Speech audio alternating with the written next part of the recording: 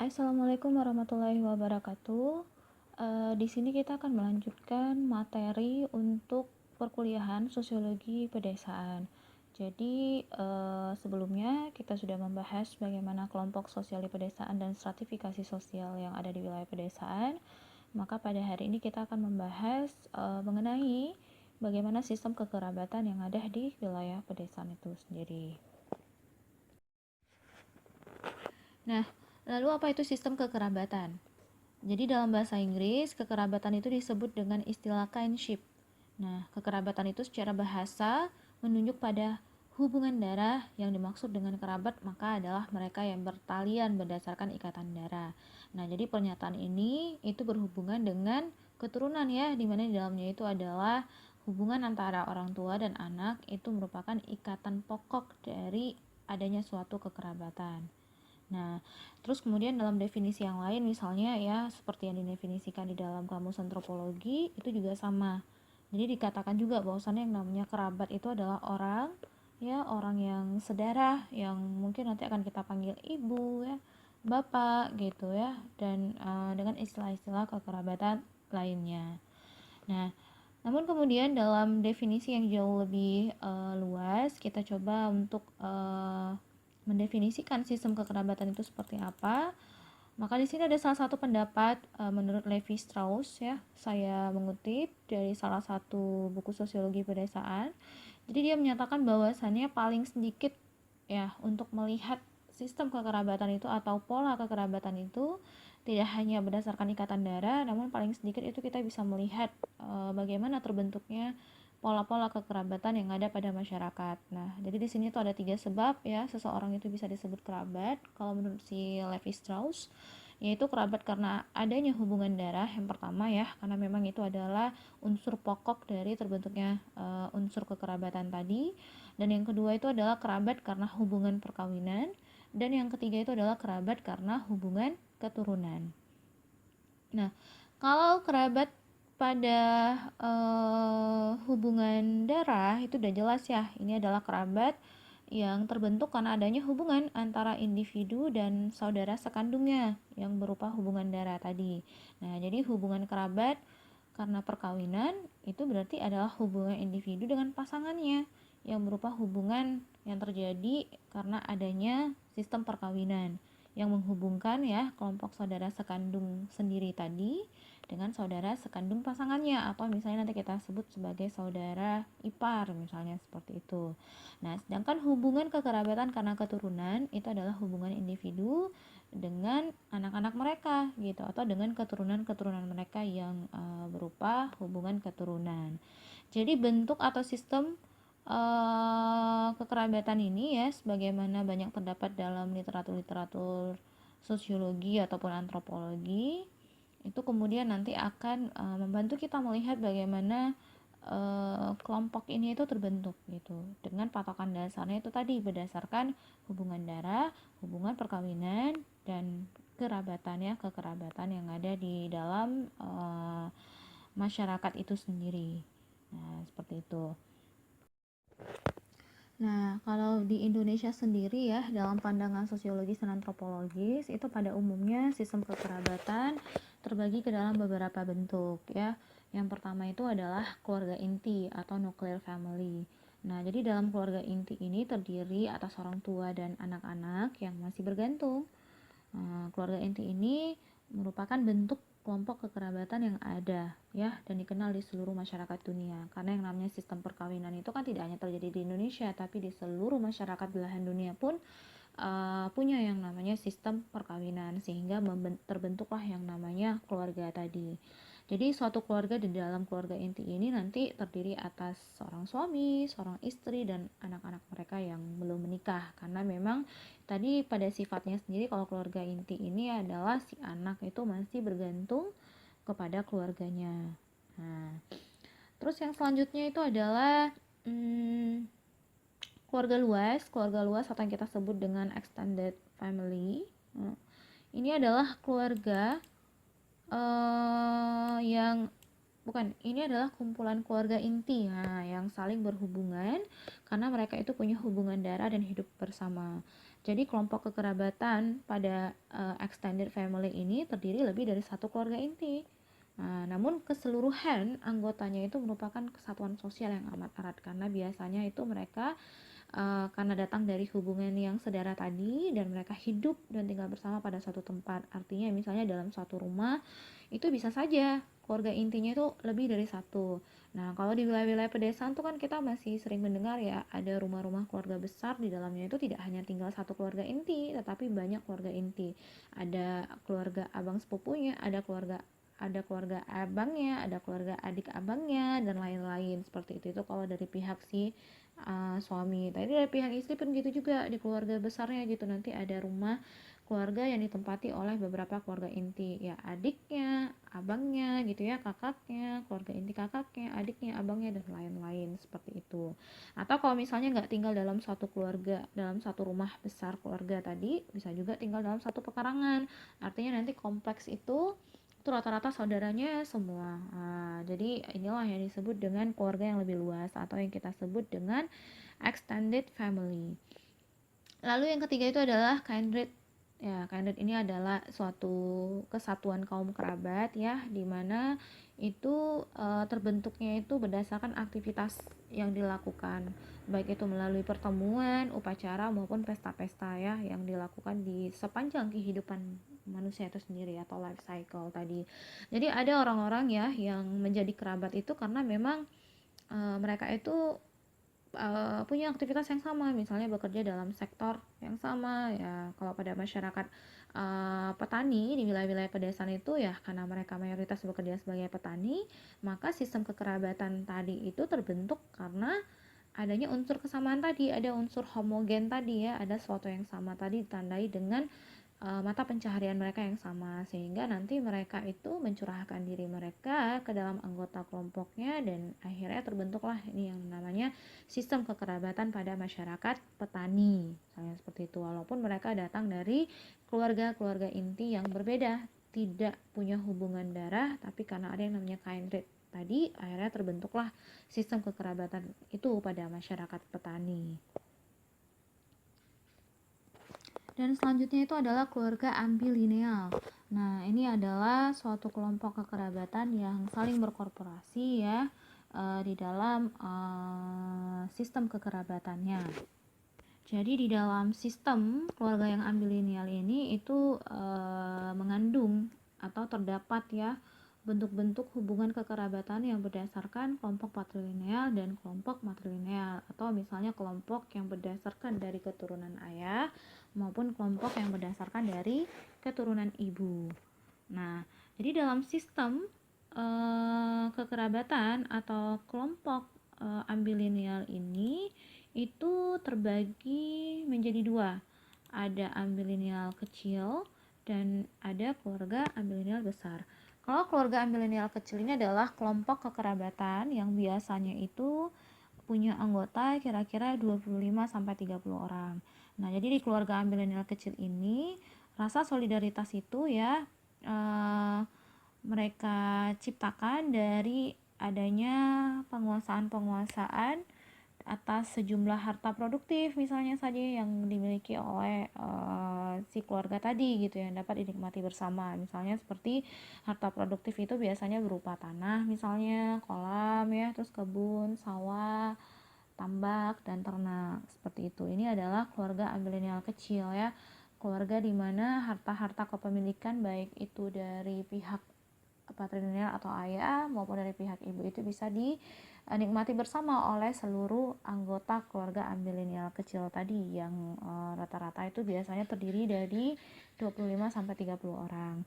Nah, lalu yang kedua itu adalah keluarga ambilineal besar. Ini adalah anggota dalam kelompoknya itu biasanya terdiri atas beberapa generasi dan jumlah anggotanya itu bisa mencapai ratusan orang. Nah, jadi umumnya karena jumlahnya yang demikian banyak itu, anggota kelompok ini tuh nggak saling mengenal lagi secara mendalam gitu. Jadi biasanya mereka juga akan berkumpul pada saat-saat tertentu saja, seperti misalnya pada saat upacara keagamaan, ada pesta perkawinan, dan lain-lain.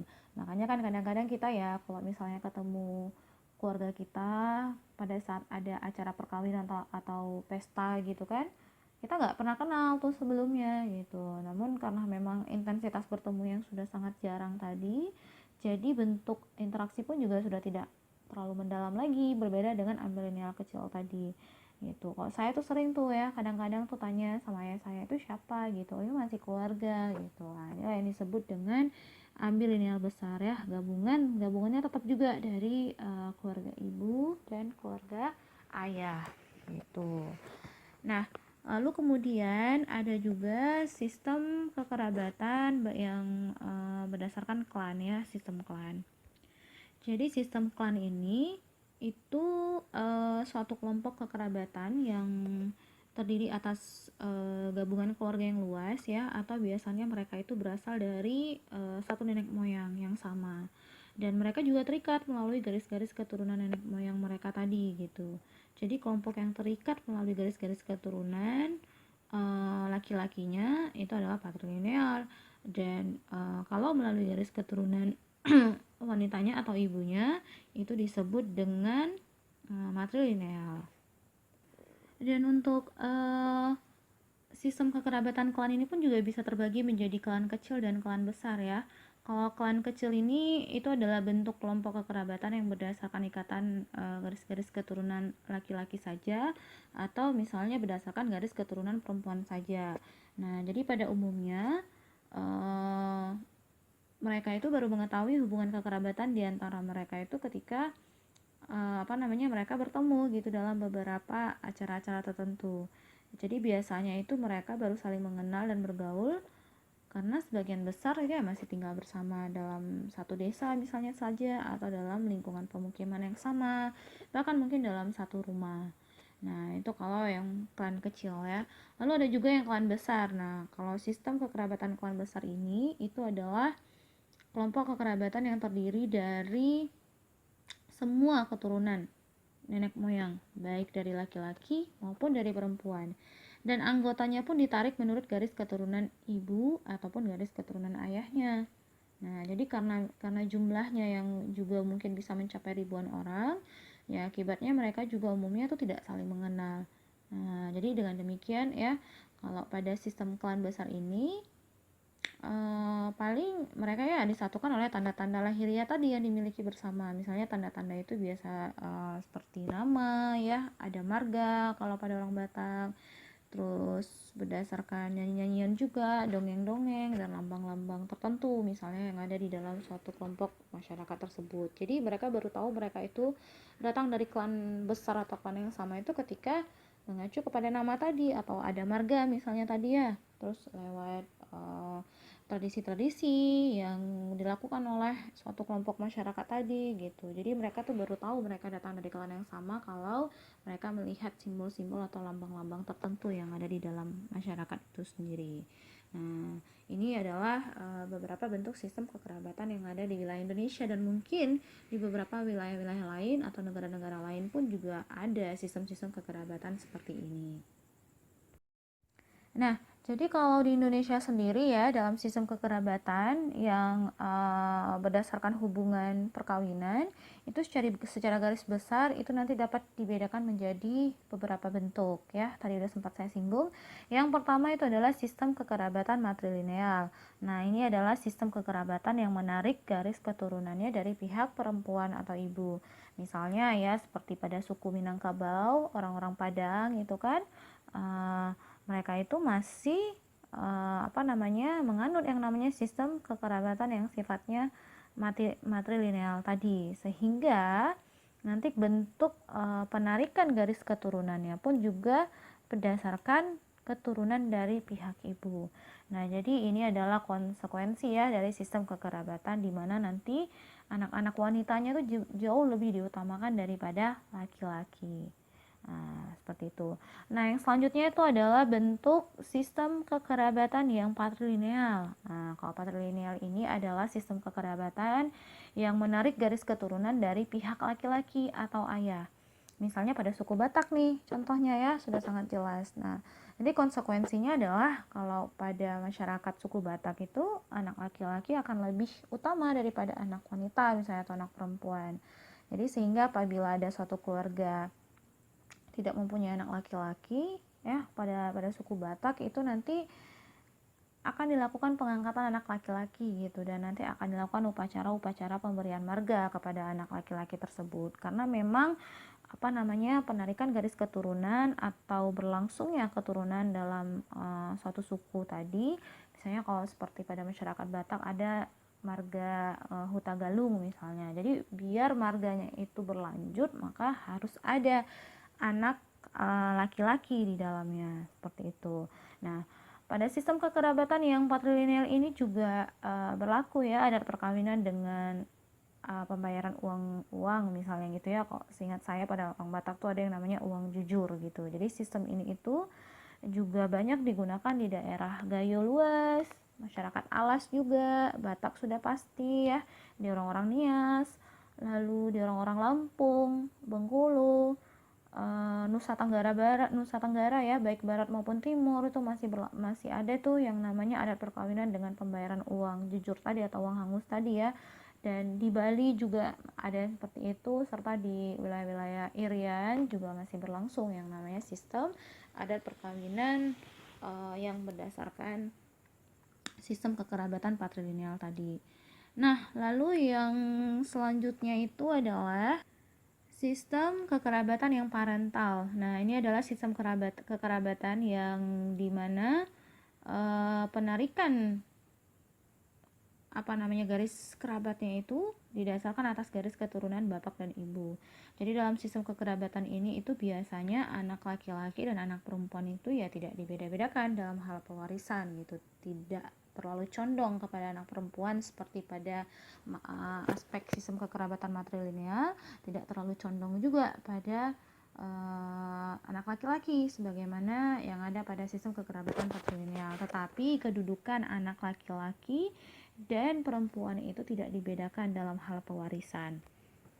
Jadi posisinya itu dia sama ya kalau misalnya menggunakan sistem kekerabatan yang parental tadi, seperti itu. Jadi keluarga-keluarga ini terbentuk ya tidak ada lagi pembedaan-pembedaan ya di antara laki-laki dan perempuan. Keduanya itu memiliki hak dan posisi yang sama di dalam sistem kekerabatan parental tadi. Nah, lalu kemudian dari beberapa bentuk-bentuk sistem kekerabatan tadi, bagaimana kemudian dengan sistem kekerabatan pada masyarakat di wilayah pedesaan? Nah, jadi seperti yang kita ketahui ya, bahwasannya kekerabatan yang ada di wilayah pedesaan itu masih terjalin karena adanya rasa kebersamaan atau ikatan yang kuat. Jadi orang desa itu sangat memegang teguh yang namanya prinsip-prinsip kolektif, prinsip-prinsip untuk hidup secara kelompok, seperti itu. Sehingga nanti bentuk-bentuk permasalahan yang ada di dalam kelompok mereka itu akan diselesaikan dengan cara musyawarah, dengan cara mengacu kepada hukum-hukum yang hukum-hukum adat misalnya saja ya, yang sudah dibentuk dan disepakati oleh seluruh warga masyarakat desa itu sendiri. Nah, biasanya antara satu warga dan warga lain juga memiliki yang namanya ikatan keluarga yang dimana di dalamnya itu harus ada yang namanya dibantu dan ditolong gitu. Jadi oleh karena itu prinsip gotong royong atau tolong menolong itu mewarnai aktivitas-aktivitas interaksi yang ada pada masyarakat desa itu sendiri. Dan bahkan gotong royong ini pun juga nanti menjadi tradisi ya atau adat yang diteruskan secara turun temurun. Nah, begitu juga halnya dengan musyawarah. Musyawarah di sini kan dianggap sebagai alat untuk memecahkan suatu masalah ya atau konflik yang terjadi pada masyarakat desa itu sendiri. Jadi mereka nanti akan menyelesaikan persoalannya itu dengan menggunakan hukum-hukum sosial yang sudah mereka bentuk sendiri berdasarkan nilai dan norma yang berlaku di sana gitu. Nah, makanya pada umumnya untuk menyelesaikan suatu masalah di wilayah pedesaan itu nanti mereka menggunakan sistem kekerabatan, sehingga nanti mekanisme pelaksanaan penyelesaian masalah itu dilakukan dengan cara musyawarah. Nah, kemudian untuk cara-cara hidup mereka pun juga mereka hidup secara komunal ya, bukan individual. Komunal ini kan berarti secara bersama ya, secara berkelompok gitu. Dan cara berpikirnya juga pada umumnya itu masih kurang rasional dan mungkin mereka itu ya sama seperti penjelasan di tipologi desa pada slide pembahasan sebelumnya, bahwasannya biasanya pada masyarakat desa ini tingkat inisiatif mereka pun juga masih cenderung kecil ya, sehingga untuk memecahkan masalah sendiri itu nanti tidak melibatkan kelompok-kelompok yang besar. Jadi musyawarah pun nanti akan dilakukan ya antar keluarga atau kelompok yang menjadi bagian di dalam kelompok mereka tadi gitu. Jadi siapa orang-orang penting yang ada di dalam masyarakat mereka tadi atau di dalam kelompok mereka, ya itu nanti yang akan dilibatkan di dalam mekanisme penyelesaian masalah yang ada di wilayah pedesaan. Nah, terus kemudian kalau misalnya kita lihat lagi ya gotong royong yang dilakukan, itu bisa jadi gotong royong dalam membangun rumah misalnya, terus saluran air, memperbaiki jalan dan sebagainya gitu. Sedangkan musyawarahnya nanti bisa kita lihat pada saat mereka misalnya memperbaiki masjid atau memperbaiki jalanan juga gitu kan, yang dimana nanti misalnya membutuhkan dana banyak gitu. Jadi mereka akan putuskan itu secara musyawarah. Dan gitu juga misalnya pada saat ada hajatan-hajatan di desa, terus ada acara pernikahan, ada acara sunatan gitu juga, itu semua akan diputuskan secara musyawarah, baik itu nanti persoalan penyelesaian masalah maupun persoalan pengumpulan dana, biasanya ya itu dilakukan secara musyawarah. Nah, jadi gotong royong dan musyawarah ini adalah ciri khas dari sistem kekerabatan yang ada pada masyarakat desa, karena memang hampir di sebagian besar orang desa rata-rata kita lihat ya berlangsung yang namanya aspek gotong royong dan musyawarah tadi. Nah, terus kemudian untuk hal hal tingkat pendidikan dan pekerjaan yang dimiliki pun rata-rata mereka sama, sehingga memang rasa untuk hidup saling tolong menolong, ada yang ditolong dan ada yang dibantu itu pun kuat sekali ya. Jadi karena memang rata-rata mereka pendidikannya rendah, jadi mereka itu sama-sama nggak punya skill yang memadai. Jadi artinya ketika ada satu kelompok jadi anggota kerabat mereka yang membutuhkan bantuan, ya mereka akan tidak segan-segan untuk membantu, seperti itu. Nah, jadi dalam sistem kekerabatan di wilayah pedesaan itu pun juga nanti akan berbeda-beda ya. Misalnya nanti kita melihat bagaimana sistem kekerabatan yang ada pada wilayah Sumatera Utara, misalnya yang pada umumnya menggunakan sistem kekerabatan garis ayah atau patrilineal. Ini berbeda lagi nanti misalnya dengan yang ada di wilayah Sumatera Barat, yang memang pada umumnya sistem kekerabatannya itu masih menggunakan garis keturunan ibu tadi. Nah, jadi dalam bentuk sistem kekerabatan yang sudah kita lihat tadi, tentu ini nanti akan kontras sekali ya dengan sistem kekerabatan yang terbentuk pada wilayah perkotaan, karena memang unsur-unsur pembentukan kerabat itu sendiri pun juga berbeda ya, tidak lagi berdasarkan garis keturunan, tidak lagi berdasarkan keluarga inti ya, tidak lagi berdasarkan hubungan kekerabatan yang berlangsung dalam wujud-wujud yang masih sangat sederhana tadi gitu, tetapi mungkin sistem kekerabatannya itu sudah jauh lebih mengarah kepada unsur-unsur yang lebih kompleks, misalnya seperti berangkat dari unsur-unsur tingkat pengetahuan ya, terus tingkat pendidikan mereka, terus dia punya atau tidak kekuasaan politik gitu, dan dia itu datang dari golongan mana, misalnya apakah golongan bangsawan ya, atau golongan-golongan kelas atas, kelas bawah, dan kelas menengah gitu. Jadi nanti untuk sistem kekerabatan di wilayah perkotaan itu mungkin akan jauh lebih kompleks ya, berdasarkan ukuran-ukuran tertentu yang memang dibangun di wilayah perkotaan itu sendiri. Seperti nanti ada golongan-golongan kelas atas ya, itu nanti adalah golongan-golongan pengusaha, terus kelompok-kelompok birokrat dan lain-lain gitu. Nah, terus kalau golongan kelas menengah itu seperti golongan-golongan kelas kelas sosial yang menengah itu ya, seperti golongan kelas pedagang ya, pengusaha-pengusaha yang tidak terlalu besar misalnya saja, dan golongan-golongan kelas bawah seperti nanti mereka-mereka yang bekerja di sektor-sektor di sektor-sektor informal ya, seperti misalnya menjadi buruh, tukang parkir, tukang becak misalnya, seperti itu dan lain-lain. Jadi sistem-sistem kekerabatan di kota itu nanti sudah jauh lebih kompleks ya, berdasarkan ukuran-ukuran tertentu yang dibangun di wilayah desa itu sendiri. Nah, seperti itu. Jadi hari ini kita sudah membahas bagaimana sistem kekerabatan yang ada di wilayah pedesaan. Minggu depan kita akan lanjut ke materi yang lainnya. Terima kasih.